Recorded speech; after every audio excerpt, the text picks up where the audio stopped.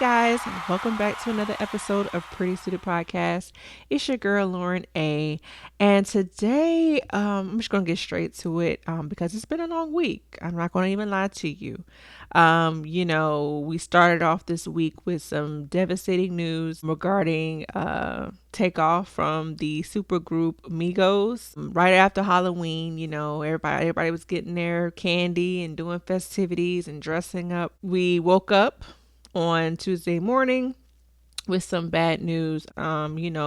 If you're like me and you went to college during the 2011, 9, 12 era, the Migos were an intricate part of our college experience. It wasn't a party, it wasn't an event, it wasn't a turn up that did not involve the Migos. So the fact that Takeoff is now no longer with us, I was absolutely devastated because, for one, he was revered as the most lyrical, the quiet giant, the one that was funny with, without even trying. So my condolences to his family, my condolences to the other members of the Migos, Offset and Quavo, because I know that this is devastating. There has been terrible video being passed around on the internet regarding his death. And while I think that's absolutely deplorable, I personally didn't watch it just because I just don't think that that's appropriate to be viewing, especially somebody's last moments, especially somebody grieving at the time. I just don't think it's appropriate. But I think that it is important for us to say prayers to his family, all parties involved, and hopefully you can get through this difficult time. And whether or not Offset or Quavo continues to make music, that's totally up to them, because I can understand how devastating that could be. But either way, thoughts and prayers to the both of them. So I wanted to start this episode, when we're talking about the unfortunate passing of Takeoff, I really wanted to get into the conversation of friends and family and how important they are to us in our, emotional health and our mental health, right? Because, we could talk about career and our own personal pursuits or goals all day long, but it's not helpful if you don't have a support group or people to share these experiences with, and how important they are in the journey. So I did see this clip over the weekend that kind of got me to thinking about how, millennials like myself, or even the Generation Zers that are after us, how we perceive friendship, how we perceive love, what does that even look like? Check this clip out. I think FOMO has messed up Gen Z and millennials. Correct me if I'm wrong, but I think there's a paralysis, people connecting with a potential partner because they think there's a better thing coming. That's what I've seen. And so it's like, yeah, I'm dating this person, but they don't check all the boxes. We had somebody on that said they checked all the boxes and it still wasn't the right one. Juliet didn't check all my boxes. She checked a lot of them. I know I didn't check all of her boxes. She liked well physically defined, pecs needed to be you know what I mean? And I'm a skinny dude, you know what I mean? I think that FOMO plays a part. It's always maybe there might be somebody better, instead of going, this person's beautiful to me. So in this clip, I really do think that he made a lot of sense, when it came to how Gen Zers and millennials think, about relationships, interpersonal relationships, right? So, we talked in the past about how this new generation can be very impulsive, almost to the point where we may actually even give up too soon. We may actually even not take the appropriate steps to really develop a relationship, whether it's romantic or not, right? So for example, we're all about, well, if it doesn't deserve my energy, then I'm not going to be there. One person mess up one time and then that's it. And to the point where it's like, well, are we ever going to stay and develop? Because nobody is perfect. I'm not perfect. You're not perfect. Nobody's perfect. So the fact that we don't even really give each other a chance to establish what the issue may be, how we can fix it, and actually work towards, have a timeline of how to correct the issue. There's been several times where I may have had a disagreement with a friend of mine, but instead of just writing that person off, of course, depending on what it is, but instead of just writing that person off, I think to myself, okay, so how did I play a part into it? taking accountability, and then maybe even having a conversation with them, at the right time, when emotions have died down, and try to figure out how we can fix it. Because if it's a true and meaningful friendship, if it's something that you really want to, foster and develop and nurture, then just giving up on the first, side of conflict is not the best way to go, because you're really never going to develop anything, or you're really never going to have something long standing. I think the same goes with relationships. Personally, I have suffered. This is a transparent moment here. Personally, I have in the past felt like you do something to me, homeboy, one and done, right? You say something slick outside your mouth, one and done. Do me wrong, one and done. That's just kind of how I was for a very long time. It wasn't until recently where I really thought like, girl, you really need to chill out. Like, you're not perfect, and, you can't just write off someone, especially if you don't communicate what the issue may be, right? Somebody can just maybe smack with their mouth open and they may not be aware of it, right? So instead of me just saying, oh my God, he need to close his mouth, you know what I'm saying? And just saying, I'm never going to call him again. Like, I was that bad. That's how bad I was. But instead of me doing that, I probably could have voiced kind of my concern. Like, hey, are you aware that you are chewing with your mouth open and food is flying out? And once you speak with them and maybe talk with them about how that is bothersome to you, then, and if they continue to do it, okay, then maybe you can have grounds for, dismissal. But I think that if it's something that can be easily overlooked, or if it's not a deal breaker, or if it's something that's communicated and then fixed, then it's appropriate, for you to have that conversation, and not just write it off. Because, we are the generation of, look, I ain't got the time, and that just may not be the best route in every situation. Now, I am an advocate of self-care, and sometimes distance is a form of self-care, and look, I am a firm believer in that. But I think that you should look at each individual situation for what it is, and evaluate it, and not just treat everything like it's expendable, because it's not. And I think, unfortunately, when it comes to relationships, dating has taken a hit. He spoke of FOMO, right? Fear of missing out. We always think there's other options, so we never really try to work anything out. It's always going to be another swipe. It's always going to be another, club. It's always going to be another person to take this person's place. And that's not always true. Or even if it is true, do you want to be seen as so expendable?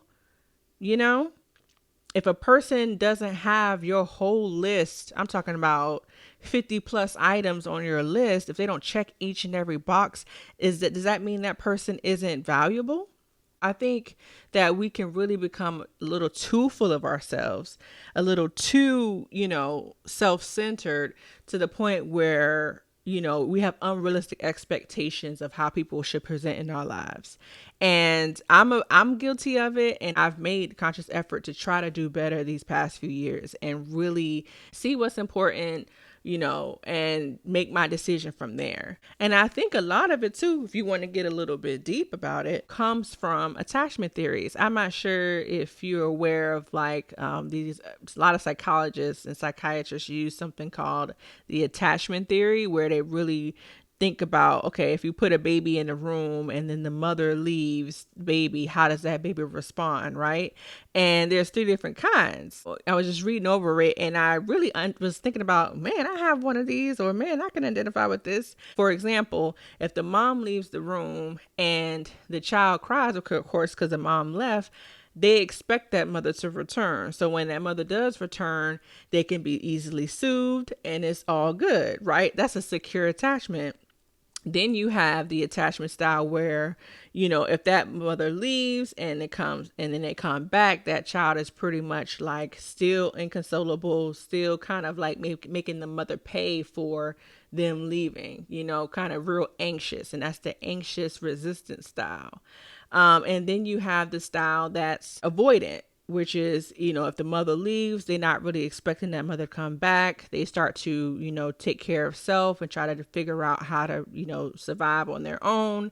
And if the mother comes back, they're like, okay, I guess you came back, that kind of thing. And those, if you could see, those things can translate, as adults and how you respond to other people. And I think a lot of times when we talking about like dating, we're like emotionally maybe distant or emotionally clingy, or for those who are sane, you have a little bit more secure style where it's just like each individual thing happens as it comes and I'm going to be okay either way.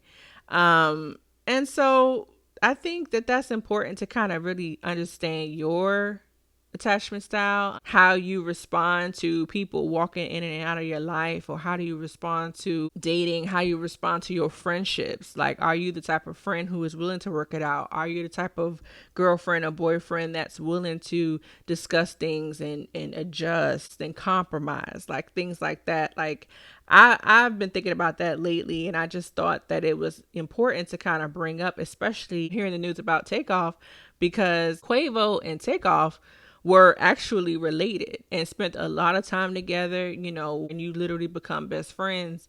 And when you think about such a devastating hit this will be, I wonder what Quavo's mindset will be like. He just lost his girlfriend, the love of his life, and his best friend / nephew in a span of like a year or two. So his feelings and his emotions is definitely going to take a blow, I'm assuming.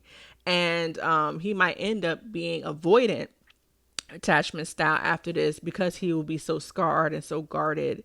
So that just got me to thinking, what do you guys think? And what kind of attachment style are you? And are you working to change it? Is it worked for you in the past? Is it working for you now? I'm curious to know too. Let's bring us to our next conversation, which is kind of similar. I was listening to this podcast called Know For Sure Podcast. It's with B. Simone and her best friend / manager, Megan Brooks. And they made some really valid points about, friendship and how you present in those friendships. Check this out. God has given me you guys, and there's a tool in each of you that helps fix something in me. Same. You know what I'm saying? And it's not just about this. It's like, no, utilize them. When you need some gentleness, call Shekinah. You need that. When you need understanding, call Braylon. When you need to feel alive, call Ashley. Those are tools. You know what I mean? That's a tool. And we take for granted the people that we have in our lives and the gifts that they possess. So, in my experiences growing up, I always kept my friend group separate. I don't know why I was like this, but it was always a thing for me because I felt like I'm a complex person and I didn't quite want my friend groups to blend in together because I wanted to be able to go to them and hang with them for different reasons. Well, she spoke about having a friend for a good time, a friend for support. And in my group, I think it's the same thing. I have a friend who's more religious or conservative, so I go to them with certain topics, or I go to them if I need a prayer partner and things like that. I have a friend who we're known to have a really good time together, turning up, partying and things like that. Like, that is a good person to lift my spirits, or to, if I just want to have a good time, they're great company for that. And of course, nobody is just one dimensional, and everybody, I can have serious conversations and actually develop good relationships with each one of them. But as far as like the dominant role of our relationship is normally, a certain thing. And then a lot of times too, if it's the opposite sex, I have a male friend, who is cool to hang out with, who I can nerd out with some things with. They may like anime or video games, or they may like, certain things that I like. And, we can have a good time just doing unconventional things, or maybe go hiking, maybe do some kind of, escape room or whatever the case may be. And it's just a good time because you guys aren't necessarily romantic, but it's just really platonic, friendship. So, and I'm not saying that your friend groups can't mix and come together and have a great time too. I just think that, our lives, especially in 2022, is so multifaceted that it's very mature for you to understand how you present other people's lives and how they present your life, because you could become very disappointed if you put people in a space that they're not supposed to be in. For example, if you put in the party girl in the space where you need spiritual healing, I'm not saying she can't be both or he can't be both, but that just they may not show up in the way that you need them to. Then you're disappointed and you just saying throw the whole friendship away. And that's not fair, because maybe that's just not the extent of your guys' relationship, and that's okay. That's okay. I don't think everybody is supposed to show up in your life in the same way. I think that that's, unrealistic, and that's a lot of pressure to put on one person to be everything for you. You know what I'm saying? Find out how you present in people's lives and make sure that you are not setting them up for failure as well, and how they present in your life. And then I also think that it's important for your friendships to develop and evolve, right? So one time, one of my friends, we had a conversation, like a real sit down, because I felt us kind of drifting apart. But I really couldn't quite put my finger on as to why. We never had like no really big argument. We never really had like a falling out. So I kind of just thought to myself, why am I not connecting with this person anymore? Especially when we developed so many good memories in the past. And so I thought to myself, well, this is not something that I want to end. So let me have a real sit down, grown ass conversation with my friend. During our conversations, we really came to the conclusion that our relationship did not evolve from a high school teenage relationship to an actual adult relationship. We had so many things going on in our lives, graduate school, relationships, things of that nature, that we kind of stayed in our own bubble and really only conversed and hung out when it was fun involved. But we really didn't quite dig into our actual personal lives and who we were as adults, so that our relationship really stayed immature. And while you don't really think of nothing of it because time goes by, I thought it was really interesting that, we both noticed that. And so we sat down and we really was like, so how can we really show up in each other's lives now? Like, I know you got this going on. I know I got this going on. Do you need me for this? Call me if this happens, actually making an effort to show up and do things without, asking that person and things like that. Like, I think, and that really helped us to like show up in each other's lives in a more mature way. And I really am thankful for having that conversation with them rather than just writing them off from my life. I could have missed out on a really good friendship because it grew into something that's, I think lifelong now. So, you might need to have a conversation with your girl or with your homeboy. It's like, is our relationship growing as adults? Like, is our friendship growing as we grow older? And, holding each other accountable for that, holding each other accountable for actually showing up. That's not something that you have to wait until you're 30 years old to do. Like, you could start that, back in your college years, in your 20s, in your teen years. Like, I think that makes for a more sustainable, a more evolved friendship. So now we're going to get into our watch list of the week. This week, in the spirit of relationships and all that good stuff, I watched a television show on Netflix called Love is Blind. They've had a few seasons prior to this one. I think this is season 3. And the show is pretty much like most dating shows nowadays, related to somebody you can't see the love of your life. You meet them in a pod and you guys talk for like a week or two, and then you guys meet and get married. Like, it's very exaggerated, but most of the dating shows are like that now, where they're all in the house together and you get to know each other and all that good stuff, and you get married in a couple weeks. So while that's very unrealistic, I mean, of course, there's such thing as arranged marriages, and they've been doing it for a very long time. But this is the American version where we doing it for TV and ratings in a big mansion all together, and everybody look good. But I feel like this show is very interesting because while it can be scripted, I'm sure it's scripted. Just seeing how the people were so in love during the pod phase where you couldn't see each other. And then once you start to live with each other and maybe sleep together, the tides turn, and then all of a sudden you're unsure about marrying them. And once you meet the other people in the house and you see who you could have picked, it's always an issue. So this one relationship, or this one couple on the show, like, the guy can be perceived as being good looking. I mean, by society standards, I guess he's not really my type, but he could be, considered good looking. He went for a girl who has a great personality, who's really into him. And then when they got together, it was sparks was flying. Like, he was into her. I think, of course, lust had a lot to do with it, just from them being in the house without any kind of sex. I think that plays a part in their decision, because, they just ready to get busy. But once this guy met the other girl he was trying to pursue, but she rejected him, his mindset changed, and he started to kind of think about, second guessing his relationship with the girl he actually chose. And I think that while that's jacked up, I think it's very true when it comes to our lives and how we choose our partner. Like, do we always choose the one who we want, or do we choose the one who wants us?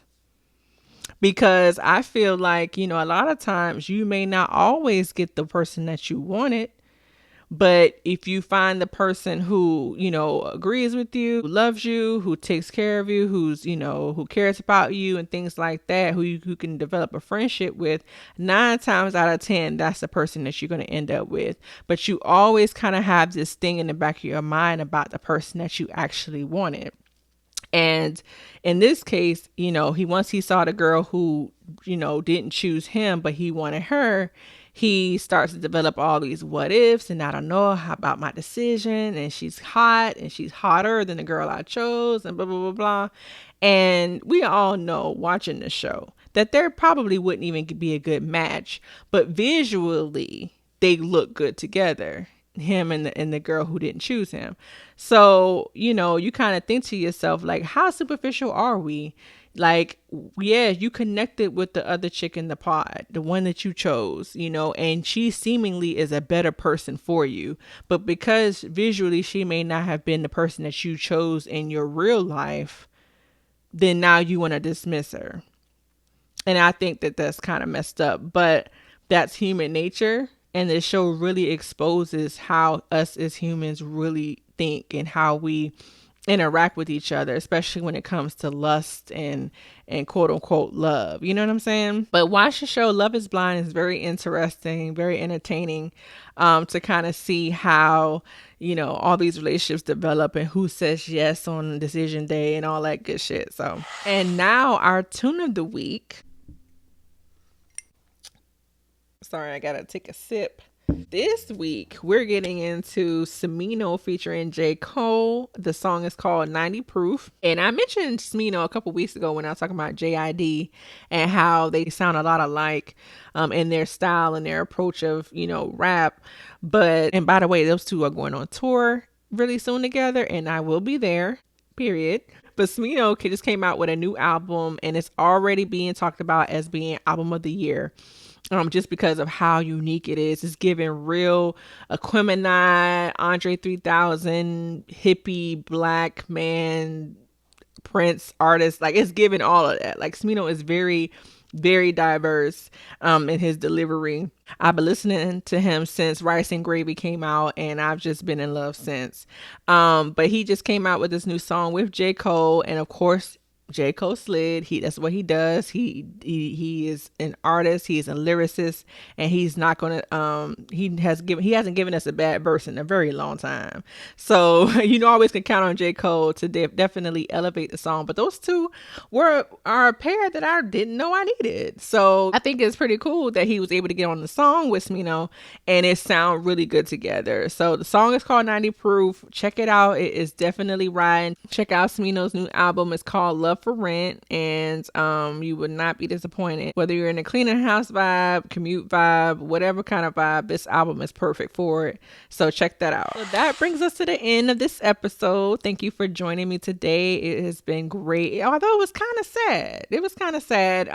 But I just think that it was an important conversation to be had, especially as we talk about, friendships and people who mean the most to us in our lives.